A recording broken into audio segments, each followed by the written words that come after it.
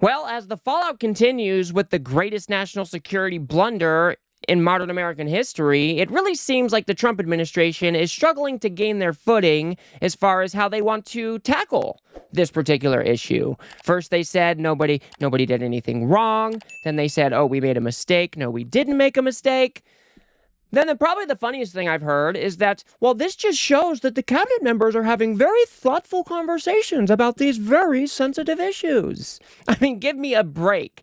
Now, for those of you that haven't been following along, the National Security Advisor, Mike Waltz, he accidentally added a journalist from The Atlantic to a private Signal chat, and then that chat went on to talk about classified military operations against the Houthi terrorists over in Yemen.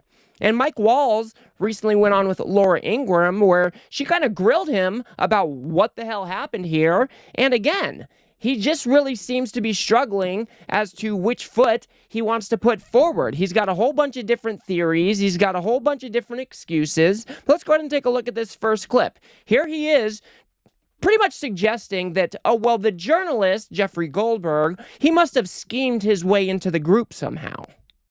The president expressed complete confidence in you today and his entire cabinet. But how did a Trump-hating editor of The Atlantic end up on your Signal chat? You know, Laura, I'm not a conspiracy theorist, but of all the people out there, somehow this guy who has lied about the president, who has lied to Gold Star families, lied to their attorneys, and gone to Russia hoax, gone to just all kinds of links to lie and smear the president of the United States, and he's the one that somehow gets on somebody's contact and then gets sucked into this group. So let me get this straight. You've got a Trump-hating journalist who works at The Atlantic, and he somehow is scheming his way in to your chat that you invited him to. Am I getting that right? I mean, if you really take a step back and think about it, it's really quite astonishing that something like this could even happen in the first place. Not only should they have not been talking on Signal because it's a third-party commercial messaging app that isn't cleared to be talking about classified information, but just think about how Mike Waltz goes on to invite Jeffrey Goldberg. Jeffrey Goldberg just sits there. Then J.D. Vance comes in. Tulsi Gabbard comes in. Other national security officials come in. And nobody thinks to check the contact list of who is actually in the group. Not a single one. And I think there was close to a dozen people in that group chat, and not a single one thought it would be a good idea to just double check who's actually in this group, who is this information being shared with. And then, of course, they made the cardinal sin of actually Pete Hegseth going on to share classified information about what type of weapons were going to be used, what the timing of the attacks were, what the types of sequencing were. I mean, so the whole thing is just a catastrophic mess, but instead of taking any ownership, these people are trying to put the blame on the journalist who could have done far worse things with this information. It is just stunning to me that we have a patriot like Jeff Goldberg who didn't do anything with this information and reported on it thoughtfully. And then you got the Trump administration coming out and just attacking him because he's covered stories that they didn't like of Trump in the past. I mean, it is all pretty pathetic. Mike Waltz goes on to say that, well, now we've got Elon looking into how Jeffrey got his way into this chat. It's embarrassing, Right. yes. We're going to get to the bottom of it. I just talked to Elon on the way here. We've got the best technical minds looking at how this happened. But I can tell you for 100%, I don't know this guy. I know him by his horrible reputation, and he really is the bottom scum of journalists. And I know him in the sense that he hates the president, but I don't text him. He wasn't on my phone, and we're going to figure out how this happened. So you don't. So did you see what he said there? I don't know if you guys caught it. He said he is the scum, he is the bottom scum of journalists, or scum of bottom journalists, something like that. Basically referring to Jeffrey Goldberg as absolute scum who just somehow hates this administration because he's done disfavorable pieces in the past. These guys should really be counting their blessings at this point, because if it were anybody else who got invited to this group chat, They could have done far worse things with this information. And so we are lucky that we have somebody like Jeffrey Goldberg who does love this country, who does want to protect this country, who wants to do reporting in a fair and honest way. And he was able to watch things play out. He, read along the entire group chat, and then he reported on it responsibly afterwards. And instead of taking any accountability, they just want to slander the journalists. I mean, this is a tried and true tactic from Trump. And now all of his cabinet officials have adopted this strategy because if you take accountability for anything, well, then you might look weak. So Laura Ingrah goes on to ask him about how his number even got on the phone. And this is actually a good line of questioning. And as you can see, Mike Waltz here is just kind of squirming and, Well, look, a staffer wasn't responsible, and look, I take full responsibility. I built the group. My job is to make sure everything's coordinated. But how did the execute number? I don't mean to be pedantic here, but how did the number? Have you ever had somebody's contact that shows their name, and then you have somebody else's number there? I never make those mistakes. Right? You got somebody else's number on someone else's contact. So of course I didn't see this loser in the group. It looked like someone else. Now whether he did it deliberately or it happened in some other technical mean is something we're trying to figure out.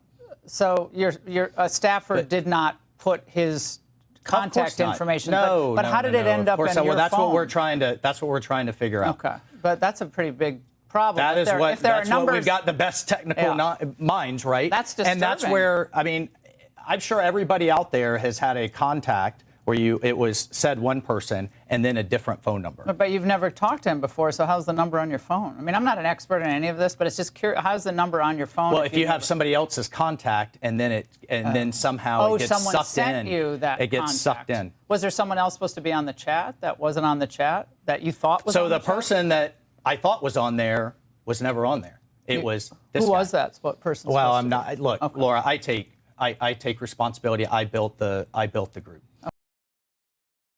Does anybody know what he's talking about here? I have never experienced a time where you've got one number and then it's listed under another contact name, and as Mike Waltz said, it gets sucked in to the group. I mean, what he is saying here doesn't make any sense to me. Has any of you experienced anything quite like this? I mean, I can understand the argument that you've got this guy's number in your phone, you accidentally add the wrong person into the group. I've done that before, and I think probably everybody has. But Mike Waltz is saying, I don't even know this guy. I don't even know how his number got on my phone. I have no idea how he got sucked into the group chat. And then he kind of leaves the door open like, there was some malicious behavior, and actually it was Jeffrey Goldberg. He was kind of scheming his way in or using other technical means to try to hack in to this very private discussion. I mean, it all just makes no sense to me. And as you can see, like, Mike Waltz is just really slippery on the whole thing. I think what really happened is Mike Waltz has Jeffrey Goldberg's number in his phone on his Signal app. If he accidentally added him to the group, then so be it. Just own up to your mistake, and you should probably resign, but at least own up to your mistake. We've all made them, but it's the Trump administration. They just can never own up to anything. Then Mike Waltz goes on to say that, well, actually, I did make a mistake. Someone is in this orbit who doesn't want this president of the United States to be a raging success and turn our foreign policy into an America First approach. Look, we made a mistake. We're moving forward, and we're going to continue to knock it out of the park for this president. Look at what he's gotten done in under 2 months. And I didn't even get going on the economy, on trade, or all of those other pieces. And April 2nd's coming. The Liberation Day.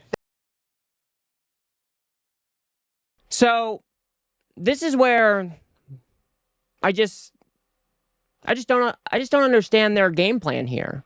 You want to say that, you personally didn't add him to the group. You didn't even know who he was. He wasn't even in your phone.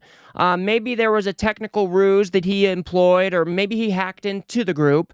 But then you go on to say, I did make a mistake.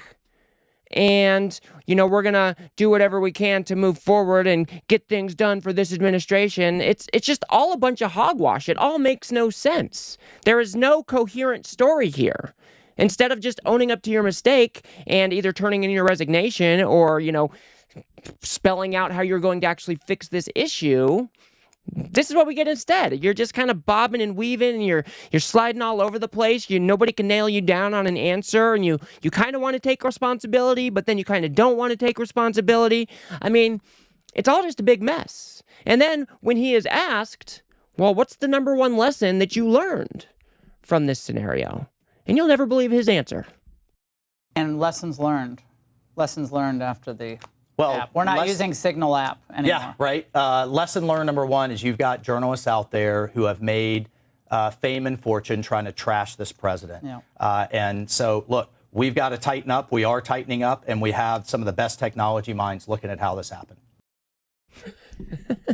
So go back to slandering the journalist. Just beat on him a little bit harder. Just slander his name. Oh, he's written stories about Trump in the past, about, Donald Trump saying he calls soldiers suckers and losers. So let's hammer him on that a little bit more instead of actually taking just a little bit of accountability for your genuine screw up. I mean, it is obvious here that this was on you.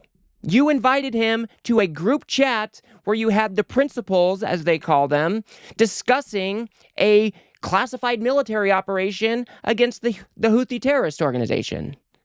Just own up to it. Turn in your resignation. Donald Trump should fire this guy, because this is just a catastrophic mistake that should have never been made. Not only should they have not been talking on Signal and discussing classified information, but how do you guys not even know who is in the group that you have assembled?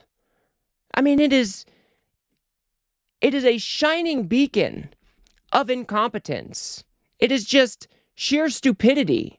And I guess this is what we get when the Trump administration hires a whole bunch of people that are not qualified to do the roles that they have been selected for. I mean, you've got the Secretary of Defense, Pete Hegseth, who literally put in the chat classified information about an ongoing airstrike. I mean, just think of how terrible things could have gone if that information fell into the wrong hands. What if somebody passed that off to the Houthi terrorists and they were able to reposition their weapons and take one of our soldiers out? I mean, it could have been so much worse. And instead of treating this situation with the gravity that it actually deserves, these people just want to bob and weave and slander journalists, attack the messenger. And it's just so disgusting that these are the people who are running our country right now.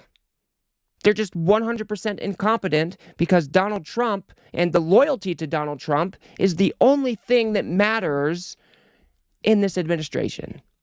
So I will leave it there for now, guys. If you guys got anything out of this video, please do remember to smash that like button and subscribe. Maybe share it with a friend or two. I'd very much appreciate that.